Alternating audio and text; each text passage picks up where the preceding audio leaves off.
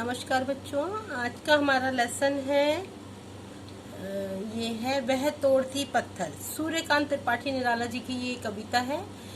इनका जो सूर्यकांत त्रिपाठी निराला जी का जन्म जो था सन 1397 में बंगाल में मेदिनीपुर इलाके के एक राज्य में हुआ था।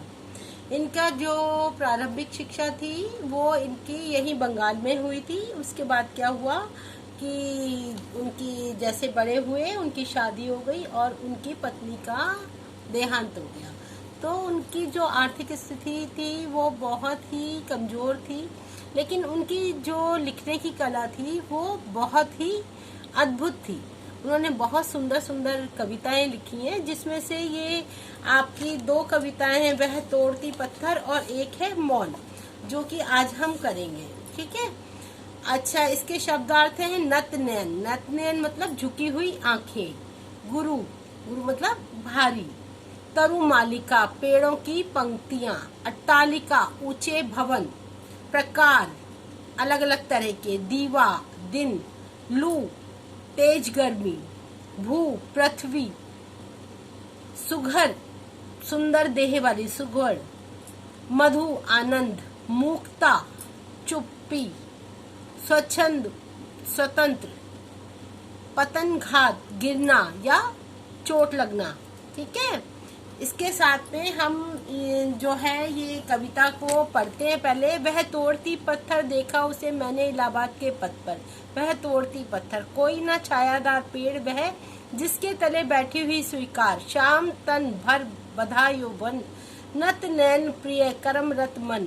गुरु हथौड़ा हाथ करती बार बार प्रहार। सामने तरुमालिका अट्टालिका प्रकार। यह कविता जो है वो एक श्रमिक नारी, जो मतलब मजदूरनियां होती हैं, जो मतलब मजदूरी करती हैं, पत्थर तोड़ती हैं, उसके ऊपर उन्होंने ये लिखी है। ठीक है। और उन्होंने जो है कि ये इस कविता में ये भी दिखाया है कि जितने भी जो कमजोर वर्ग के लोग होते हैं वो अपना बड़ा दिल लगा करके काम करते हैं और अपने आप को लालन पालन करने के लिए वो बहुत ज्यादा मेहनत करते हैं। ठीक है। और जो मतलब कमजोर वर्ग या शोषित वर्ग जो है वो निर्धन होते हुए भी क्या करते हैं, अपने स्वाभिमान पूर्वक यानी कि उससे अपनी इज्जत से जीना चाहते हैं। ठीक है। और मतलब उसका जो है उन्होंने फिर इसमें ये लिखा है कि इसका प्रसंग जो हम पढ़ेंगे उसमें ये समझेंगे कि यह कविता जो है श्रमिक नारी पर लिखी गई है और जो कि क्या कर रही थी, एक सड़क के किनारे बैठ करके पत्थर तोड़ रही थी। कवि ने कहा है कि उन्होंने उसको इलाहाबाद की सड़कों पर काम करते देखा। उसको उन्होंने अपने शब्दों में चित्रित किया है कि वो जो मजदूरनी थी, वो श्रमिक थी, वो इलाहाबाद की सड़क पर एक कोने में बैठ करके बिना छायादार पेड़ के नीचे बैठकर भरी हुई गर्मी के अंदर बैठ करके वो पत्थर तोड़ रही थी। परंतु उसको जो थी अपनी इस स्थिति से उसको कोई भी शिकायत नहीं थी। इतने दिल से, इतने ईमानदारी से वो काम में लगी हुई थी। ठीक है। और अपनी इस स्थिति को वो स्वीकार कर रही थी, क्योंकि वो जानती थी जो कठिन परिश्रम करके ही वो अपना जीवन यापन कर सकती है। ठीक है। फिर कवि की दृष्टि से क्या था, फिर जो है वो बताते हैं कि उसका शरीर कैसा था, मतलब वो कैसी थी, देखने में कैसी लगती थी। उसका शरीर जो था सांवला था, क्योंकि ज्यादातर क्या होता है कि जितने भी धूप में काम करते हैं लोग, उनका रंग सांवला पड़ ही जाता है। और जो उसका देह थी या उसका जो शरीर था वो बहुत सुडौल था, बहुत ही अच्छी पतली दुबली सुंदर सी जो लेडी थी। और वो अपना काम जो है बड़ी तल्लीनता से करती। उसकी आंखें बहुत प्यारी थी। उसका मन भी काम का पूर्ण तन्मयता से लगा हुआ था और वो भारी हथौड़े को लेकर के बार बार उठाती थी और बार बार पत्थरों पर चोट करती थी और उन पत्थरों को वो तोड़ रही थी। अब क्या है, जहाँ एक और मजदूरनी उन्होंने दूसरी तरफ जो है जो अच्छे पैसे वाले लोग हैं उनको भी बताया है कि एक तरफ तो वो सड़क के किनारे बिना छायादार पेड़ के नीचे भरी गर्मी के अंदर मजदूर पत्थर तोड़ रही थी और दूसरी तरफ इतनी सुंदर वृक्षों की कतार थी। वहाँ बड़े बड़े भवन बने हुए थे, बहुत बड़ी बड़ी बहुमंजिला इमारतें बनी हुई थी। तो वो क्या सोचते हैं कि जो उसमें रह रहे हैं लोग और इनके जीवन में कितना अंतर है। ठीक है, वो पूरे जो है सुख सुविधा से परिपूर्ण है, उनकी सुख सुविधा झलक रही है। वहाँ सुंदर वृक्षों की पंक्तियां हैं, ऊंचे ऊंचे भवन है, सुंदर सुंदर दीवारें हैं और वहाँ पर क्या है, जो संभ्रांत नागरिक यानी कि पढ़े लिखे लोग या धनवान लोगों का घर है। ठीक है, और क्या है कि वो लोग सुख सुविधाओं से अपने इन भवनों में बैठे हुए हैं। और क्या है इसके बाद कि जो वो कहते हैं कि लेकिन उनके वो कितने निर्दयी हैं कि जो लोग बाहर काम कर रहे हैं, उनके भवनों के बाहर काम कर रहे हैं, उनके लिए उनके मन में कोई दया नहीं है, उनके लिए कुछ भी नहीं है कि उनके लिए कोई छायादार कोई ऐसा स्थान दे जिससे कि वो अपना जो काम है वो पूरा आराम से कर सके। फिर सेकंड है, चढ़ रही थी धूप गर्मियों के दिन, दिया का तमतमाता रूप, उठी झुलसती हुई लू, रुई जो जलती हुई भूख, चिरंगी छा गई, प्राय दुई दोपहर वह तोड़ती पत्थर। मतलब क्या है, अब इसमें इन्होंने क्या दिखाया है कि इतनी भयानक धूप है, गर्मियों की इतनी भयानक धूप है कि जो है उस मजदूरनी को काम करना कितना मुश्किल है। वो कहते हैं कि जो है गर्मियों के दिन है, सूर्य जो है पूरा क्या कर रहा है, तमतमा रहा है, एकदम चमक रहा है और प्रचंड गर्मी है जो कि सबको व्याकुल कर रही है। और क्या है, लेकिन जो ये मजदूरनी है उसका चेहरा गर्मी से बिल्कुल लाल हो चुका है, पसीनों में लबालब है वो, और उसके ऊपर ऐसे जो लू के थपेड़े पड़ रहे हैं जो कि लोगों जो आम मनुष्य को तो वो झुलसा देते हैं। और धरती ऐसे तप रही है जैसे अंदर ही अंदर उसमें आग लग रही है या सुलग रही है। वो चारों ओर जो है धूल का गुब्बार है, मतलब इतनी भीषण आंधियां चल रही है, इतनी गर्म लू चल रही है, तो ऐसा लगता है कि जैसे कि सब कुछ जल जाएगा। रुई के अंदर कोई चिंगारी लगा देगा तो सारे में पूरे में आग लग जाएगी।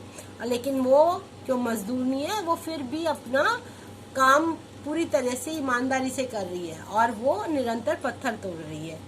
देखते देखा मुझे तो एक बार, उस भवन की ओर देखा छिन्न तार, देखकर कोई नहीं देखा मुझे इस दृष्टि से, जो मार खा रोई नहीं, सजा सह सितार सुनी मैं। इसमें इन्होंने क्या कहा है कि जो मजदूरनी जो है वो भीषण गर्मी में अपना काम कर रही है लेकिन उसको कोई नहीं देख रहा, फिर भी वो एक ललक से, एक इच्छा से उस ऊंची ऊंची इमारतों को देखती है जो उसके सामने है और उसको देख करके उसके फिर वो दोबारा से काम करने लगती है। तो उसके मन में ऐसी कोई भावना नहीं होती, ना कोई उसको द्वेष होता है, ना कोई ईर्ष्या होती है कि ये लोग तो देखो इतने बड़े बड़े महलों में बैठे हैं और मैं धूप में बैठ करके ये पत्थर तोड़ रही हूँ। ठीक है, फिर उसके अब वो क्या है कि जैसे उसका हाथ रुकता है तो वो एक बार को तो क्या होती है, कांपती है और कुछ उसके माथे पर पसीने की बूंदें भी आ जाती हैं। इसके बाद वो फिर से दोबारा से क्या करती है, अपने काम में व्यस्त हो जाती है। ठीक है, और फिर क्या है, वो कहती है मैं तोड़ती पत्थर का व्यंगार्थ यह भी है कि मैं पत्थर जैसी हृदयहीन सामाजिक व्यवस्था को तोड़ना चाहती। मतलब उसके मन में ये भी आता है कि ये लोग देखो कितने जो समाज के लोग हैं वो कितने पत्थर दिल हैं, उन्हें कभी हमारे ऊपर कोई किसी भी तरह का भाव नहीं आता, कोई प्यार नहीं आता कि हम इतनी गर्मी में काम कर रहे हैं, लेकिन हमारी इस व्यथा को कोई भी नहीं समझता। वो पुनः उसी पत्थरों को तोड़ती रहती है। अब सेकंड जो है क्या है, वो मौन है। बैठ ले कुछ देर और एक पथ के पथिक प्रिय अंत और अनंत के तम गहन जीवन घेर, मौन मधु हो जाए भाषा मुक्ता की आड़ में, मन सरलता की बाढ़ में जल बिंदु सब है। इसमें क्या है कि उन्होंने जो है ये बताया है कि एक व्यक्ति अपने दूसरे दोस्त से बात कर रहा है, समझ में आया कि उसने जो बताया है कि मौन, मौन मतलब चुप रहना, चुप रहने का क्या महत्व है। चुप रह करके हम अपनी कितनी समस्याओं को आराम से ही खत्म कर सकते हैं। वो कहते हैं कि एक पथ के पथिक से प्रिय, यानी मतलब हे मेरे प्रिय आओ दोनों कुछ देर हम चुप होकर के बैठ लें। जीवन तो निरंतर गतिशील है, मतलब जीवन तो हमेशा चलता रहेगा, हम भागते ही रहते हैं। और हम कुछ पल बैठ करके अपने आप को विराम दें, मतलब अपने आप को हम रेस्ट दें, विराम दें। हम दोनों एक ही जीवन मार्ग के प्रतीक हैं, और जो हमारे जो कर्म है, जो हमारे काम है, वो तो चलते ही रहेंगे, हमेशा ही चलते रहेंगे, इसी तरीके से दुनिया चलेगी। लेकिन हमें अपने लिए भी कुछ समय, कुछ पल जरूर ही चाहिए, जिससे कि हम अपने आप को संभाल सकें, आगे बढ़ा सकें। अब वो कहते हैं कि जीवन के गहरे अंधेरे को, असफलताओं को घेर कर बैठे, उन पर चुपचाप मनन करें। वो कहते हैं कि हमारे जो जीवन में जो भी समस्या है, ऐसा नहीं है कि किसी की हर एक का जीवन एक जैसा है, हर एक के जीवन में कुछ ना कुछ समस्या है। लेकिन हम अगर कुछ समय रुक करके, बैठ करके उस पर विचार विमर्श करते हैं, उस पर मनन करते हैं, तो उस समस्याओं का निदान अवश्य ही मिल जाता है हमें। और उन पर चुपचाप मनन करें। भाषा की सीमा होती है, लेकिन मौन की जो शक्ति है वो असीम होती है। जो हम चुप रह करके सोचते हैं या हम कुछ समझते हैं, तो उसकी शक्ति क्या होती है, वो अलग ही होती है। और हम जीवन के उतार चढ़ाव को झेलते हुए भी तनाव मुक्त बने रहें। मतलब क्या है, जीवन में अगर कोई परेशानी भी है, लेकिन हम कुछ समय अकेले बैठ के चुपचाप मनन करके हम अपने आप को संभाल सकते हैं, आगे बढ़ा सकते हैं। और तभी तो हमारा ये जीवन जो है बंधनों से मुक्त होकर स्वतंत्र हो सकेगा। क्या होगा कि अगर हम अपने आप को संभालेंगे, समय समय पर मौन रह करके, तो जो भी समस्याओं के निदान हम आराम से बैठकर ढूंढ सकते हैं। हम बहुत ज़्यादा व्याकुल नहीं होंगे, हम अपने आप को संभाल लेंगे। इसलिए जीवन में मौन रहना भी बहुत ही आवश्यक है। ये मैंने आपको दोनों पोएम्स बहुत अच्छे से करा दी हैं। अब इसके हम जो है क्वेश्चन आंसर कर लेते हैं। पहली कविता में किस प्रकार का मौसम था? तमतमाती धूप थी। पत्थर तोड़ने वाली जहाँ बैठी थी, उसके सामने क्या दृश्य था कि उसके सामने बहुत सुंदर सुंदर क्या बनी हुई थी, वो कोठियाँ बनी, अट्टालिकाएं बनी हुई थी, महल जैसी बनी हुई थी। कवि कुछ देर साथ बैठने का आग्रह किससे करते हैं? किससे कह रहा है मौन बैठने के लिए? अपने साथी से, अपने प्रिय से। ठीक है, फिर उसके बाद उपयुक्त विकल्प चुनना है। कवि ने मजदूरी के लिए वह सर्वनाम का प्रयोग किया, क्योंकि वह में बहुत सारे मजदूर हो जाते हैं, कोई भी हो सकता है, इसलिए उसने कहा वह किसी भी श्रमिक की बात हो सकती है, एक अकेले की बात नहीं है। वह में सर्वनाम दिया है उसने। पठित पंक्तियों में चित्रण नहीं किया गया। किसका नहीं किया गया? उसके युवक युवती के सौंदर्य का चित्रण नहीं किया गया है, के अंतर का नहीं किया हुआ है। दीवा का तमतमाता रूप कथन से आश्चर्य है। मतलब दीवा, दीवा मतलब आग, सूर्य मानो आग बरसा रहा हो, ऐसा लग रहा था जैसे सूर्य आग बरसा रहा हो। रूई जो जलती हुई भूखा आश्चर्य, असहनीय गर्मी पड़ रही थी। क्या पड़ रही थी? बहुत ज्यादा, जो सहन ना हो सके वो गर्मी पड़ रही थी। फिर उसके बाद देखा मुझे उस दृष्टि से जो मार खा रोई नहीं। किसकी किसकी बात हो रही है इसमें? मजदूरनी के स्वाभिमान की, कि उसने उसको देखा जरूर, लेकिन उसके मन में कोई ऐसी बात नहीं है। उसने कहा मैं तो अपना काम कर रही हूँ, मैं तो अपना काम करती ही रहूंगी। तो स्वाभिमान की। कवि और मजदूरनी आपस में बातें करते से क्यों प्रतीत हो रहे थे? क्योंकि जो कवि हैं उन्होंने मजदूरनी के जो दिल में बातें थी उसको अपने शब्दों में पिरोया था, शब्दों में बताया था।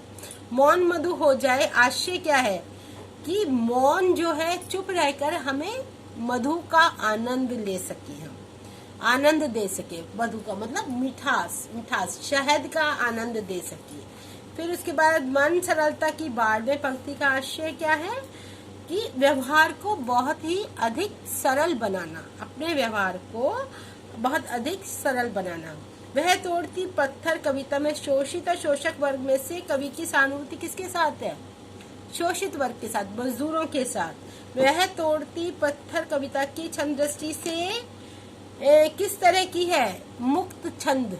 ठीक है, इसके बाद कूड़ा बोलने वाले बच्चे खुश कब होते हैं? कब खुश होते हैं? जब कूड़ा चुनते हैं तो उन्हें अगर किसी अखबार की क्या दिखती है, कटिंग में तस्वीर दिखती है, तो बहुत खुश हो जाते हैं। ठीक है, तो ये कवर की तस्वीर देख करके ये मैंने आपको सारा पूरा कंप्लीट करा दिया है। अब इसमें वह तोड़ती पत्थर कविता के आधार पर ग्रीष्म ऋतु की भीषणता का वर्णन कीजिए। भीषणता में क्या क्या होता है, कैसे होता है कि चारों तरफ गर्मी पड़ रही है, व्याकुल कर रहा है, और परंतु जो मजदूरों के जो तमतमाया हुआ चेहरा है, गर्मी से झुलसा हुआ चेहरा है, उसका भी उन्होंने क्या किया है, उससे उसकी पीड़ा को जोड़ा है। गरम लू थपेड़े तो मानो जैसे मनुष्य को झुलसा देती है, रूई अंदर ही अंदर जैसे सुलगती जाती है, और चारों ओर धूल का गुब्बार। ये पूरा उन्होंने गर्मी का एक चित्रण किया है। ठीक है, इसके बाद आपके पास है ये भाव स्पष्ट कीजिए। ये मैंने आपको सारे सब कुछ करा दिए हैं, इसको आपको कॉपी के अंदर करने। भाव प्रश्न नंबर 6, शाम तन भर बंधा यौवन, नत नैन प्रिय करम रतमन, गुरु हथौड़ा हाथ करती बार बार प्रहार, सामने तरु मालिका अट्टे लगा। इसको आप अपनी कॉपी पे करो, इसमें से जरूर आता है, एक आध जरूर ये आएगा इसमें से। और ये है 4-5 है, इसको कंप्लीट कर लेना आप अपने हिसाब से। और बाकी मैंने आपको सारा पूरा लेसन बहुत अच्छी तरीके से करा दिया है, दोनों कविताएं बहुत अच्छे से कराई हैं। और इसको आप अपने लेसन को कंप्लीट करो और मेरे पास अपना जो सेंड करो। अगर कोई परेशानी होती है तो आप मुझसे संपर्क कर सकते हैं। Okay, bye bye, see you, have a good day.